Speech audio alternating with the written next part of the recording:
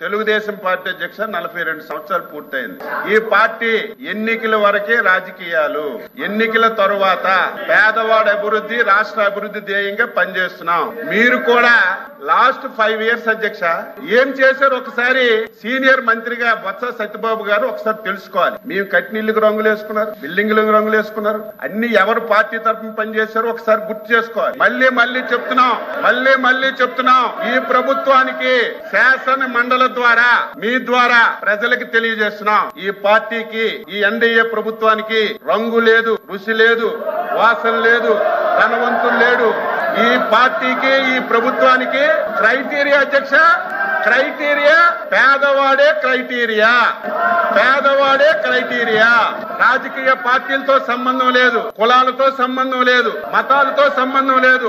అర్హత కలిగిన ప్రతి ఒక్కరికి అన్ని పథకాలు ఇస్తాం.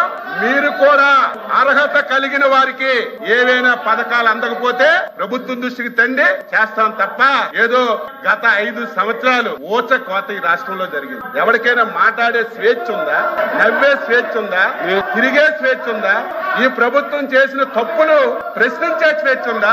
ఈ రోజు మీకు ప్రజాస్వామ్య పాలన వచ్చింది. మీరు అధికారం వచ్చిన 6 రోజుల నుంచి 7 రోజుల నుంచి ప్రజల్లోకి వెళ్తున్నారంటే దట్ ఈజ్ ప్రజాస్వామ్య ప్రభుత్వం ఇది. మీరు 5 సంవత్సరాలు మేము ఏదైనా కార్యక్రమంకి వెళ్తామంటే 5వ గంటకే, ఏకోజామున 5వ గంటకే పోలీసులు వచ్చి గేట్లకు తాళాలి. కారెక్కితే అరెస్టులు, ఎవరైనా మాట్లాడితే కేసులు, ప్రభుత్వాన్ని విమర్శిస్తే తప్పుడు కేసులు ఇటు జైల్లో పెట్టడం, ఇంకా మాట్లాడితే ఆస్తులు ధ్వంసం చేయడం. ఇవన్నీ 5 సంవత్సరాలు కళ్ళతో మేము అందరం ఈ రాష్ట్రంలో చూసాం. మేము ఈ రోజు స్వేచ్ఛగా మీరు వెళ్ళండి, ప్రజాస్వామ్యబద్ధంగా మీ పరిపాలన మేము చేస్తున్నామని మీకు స్వేచ్ఛనిచ్చి మాట్లాడిస్తున్నటువంటి ముఖ్యమంత్రి అధ్యక్ష చంద్రబాబు నాయుడు గారు ఈ రోజు మళ్ళీ చెప్తున్నాం, ఈ ప్రభుత్వానికి, ఎన్డీఏ ప్రభుత్వానికి పేదరికమే క్రైటీరియా.